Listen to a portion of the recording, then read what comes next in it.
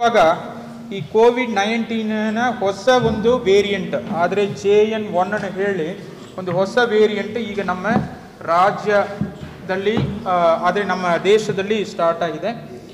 ನಮ್ಮ ರಾಜ್ಯದಲ್ಲಿ ಅಷ್ಟೊಂದು ಇದ್ರ ಬಗ್ಗೆ ಭಯಪಡುವ ಅಷ್ಟು ಒಂದು ಪರಿಸ್ಥಿತಿ ಇಲ್ಲ. ಆದರೆ ಪಕ್ಕದ ರಾಜ್ಯಗಳಾಗಿರುವ ಕೇರಳ ಮತ್ತು ಸ್ವಲ್ಪ ತಮಿಳುನಾಡಲ್ಲಿ ಈ ಒಂದು ಸಮಸ್ಯೆ ಈಗಾಗಲೇ ಕಂಡು ಬರುವುದರಿಂದ ನಮ್ಮ ರಾಜ್ಯದಲ್ಲಿ ಕೂಡ ಇದ್ರ ಬಗ್ಗೆ ಭಾಳಷ್ಟು ಮುನ್ನೆಚ್ಚರಿಕೆ ಕ್ರಮಗಳು ಕೈಗೊಳ್ಳಲಿಕ್ಕೆ ಕರ್ನಾಟಕ ಸರ್ಕಾರದ ಆರೋಗ್ಯ ಮತ್ತು ಕುಟುಂಬ ಕಲ್ಯಾಣ ಇಲಾಖೆಯಿಂದ ನಮಗೆ ಕೆಲವೊಂದು ಸುತ್ತೋಲೆಗಳು, ಕೆಲವೊಂದು ಗೈಡ್ಲೈನ್ಸ್ ಬಂದಿದೆ. ಆದರೆ ಈ ಒಂದು ಕೋವಿಡ್-19 ವೇರಿಯಂಟ್ ಆಗಿರುವ JN1 ಇದು ಒಮಿಕ್ರಾನ್ ನಾವು ಏನು ಹೇಳಿದೀವೋ ಹಿಂದೆ ಮೂರನೇ ಅಲೆಯಲ್ಲಿ ಏನು ಬಂದಿತ್ತು ಕೋವಿಡ್ ವೇರಿಯಂಟ್, ಅದನ್ನು ಸಬ್ ವೇರಿಯಂಟ್, ಅದನ್ನು ಒಂದು ಸಬ್ ವೇರಿಯಂಟ್, ಅದರಲ್ಲಿ ಇರುವ ಒಂದು ಒಳ ವೇರಿಯಂಟನ್ನು ನಾವು ಹೇಳಬಹುದು. ಇದನ್ನು ಒಂದು ಸಿಂಟಮ್ಸ್ ಆದರೆ ಆಲ್ಮೋಸ್ಟ್ ಸೇಮ್ ಇರುತ್ತದೆ. ಸರಿಯಾ, ನಿಮಗೆ ಲೈಕ್ ಜ್ವರ ಇರುತ್ತದೆ, ಕೆಮ್ಮು ಇರುತ್ತದೆ, ರನ್ನಿಂಗ್ ನೋಸ್ ಇರುತ್ತದೆ, ತುಂಬ ಟಯರ್ಡ್ ಆಗಿರುತ್ತದೆ ದೇಹ, ಮತ್ತು ಮೂಗು ಸ್ವಲ್ಪ ಅಡಚಣೆ ಇರುತ್ತದೆ, ಸೋರ್ ಥ್ರೋಟ್ ಇರುತ್ತದೆ, ಈ ಥರ ಉಸಿರಾಟ ತೊಂದರೆ, ಈ ಥರ ಹಿಂದೆ ನಾವು ಏನು ನೋಡಿದ್ದೀವೋ ಅದೇ ರೀತಿ ಸಮಸ್ಯೆಗಳು ಇರುತ್ತದೆ. ಆದರೆ ನಮ್ಮ ಆರೋಗ್ಯ ಮತ್ತು ಕುಟುಂಬ ಕಲ್ಯಾಣ ಇಲಾಖೆಯಿಂದ ನಮಗೆ ನೀಡಿರುವ ಮಾಹಿತಿ ಪ್ರಕಾರ ಕರ್ನಾಟಕದಲ್ಲಿ ಆಕ್ಟಿವ್ ಕೇಸಸ್ ಇವತ್ತು ನೋಡಿದರೆ 70 ಇದೆ.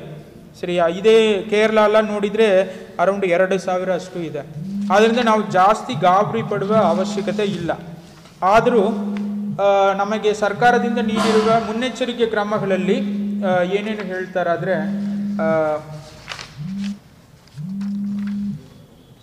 ಎಲ್ಲ ಹಿರಿಯ ನಾಗರಿಕರು, 60 ವಯಸ್ಸಕ್ಕೂ ಮೇಲ್ಪಟ್ಟ ಎಲ್ಲ ಹಿರಿಯ ನಾಗರಿಕರು, ಮತ್ತು ಕೋಮಾರ್ಬಿಡಿಟೀಸ್ ಇರುವವರು, ಕಿಡ್ನಿ ಫೇಲ್ಯೂರ್, ಹೃದಯ ಒಂದು ಸಮಸ್ಯೆ ಇರುವವರು, ಲಿವರ್ ಸಮಸ್ಯೆ ಇರುವವರು, ಅದೇ ರೀತಿ ಗರ್ಭಿಣಿಯರು, ಎದೆ ಹಾಲುಣಿಸುವ ತಾಯಂದಿಯರು, ಕೊರೋನಾದಿಂದ ಆಲ್ರೆಡಿ ಕೊರೋನಾಕ್ಕೆ ಒಳಪಟ್ಟು ಮತ್ತೆ ಮೀಳು ಬಂದವರು, ಈ ಥರ ಯಾರ್ಯಾರೆಲ್ಲ ಸ್ವಲ್ಪ ಸೆನ್ಸಿಟಿವ್ ಇದ್ದಾರೋ ಅವರೆಲ್ಲ ಸ್ವಲ್ಪ ಮಾಸ್ಕ್ ಧರಿಸಬೇಕು ಹೇಳಿದ್ದಾರೆ. ಅದೇ ರೀತಿ ಜ್ವರ, ಕೆಮ್ಮು, ನೆಗಡಿ ಇತ್ಯಾದಿ ವಿಚಾರಗಳು, ಲಕ್ಷಣಗಳು ಇರುವವರು ಇಮಿಡಿಯೇಟ್ಲಿ ವೈದ್ಯಕೀಯ ಸಲಹೆಯನ್ನು ಪಡೆಯಬೇಕು. ತೀರಾ ಸಮಸ್ಯೆ ಇದ್ದರೆ ಅವರಿಗೆ ಟೆಸ್ಟಿಂಗ್ ಕೂಡ ಮಾಡಬೇಕು.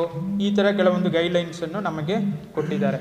ಅದೇ ರೀತಿ ಟೆಸ್ಟಿಂಗ್ ಬಗ್ಗೆ ಮಾತಾಡುವಾಗ ಮಹಾರಾಷ್ಟ್ರದಲ್ಲಿ ಇವತ್ತು ಡೇಟ್ಗೆ ಯಾವುದು ಇನ್ಫೆಕ್ಷನ್ ಅಷ್ಟೊಂದು ಕಂಡು ಬರುವುದಿಲ್ಲ. ಇವತ್ತು ಡೇಟ್ ಎಷ್ಟಿದೆ ಮಹಾರಾಷ್ಟ್ರದಲ್ಲಿ?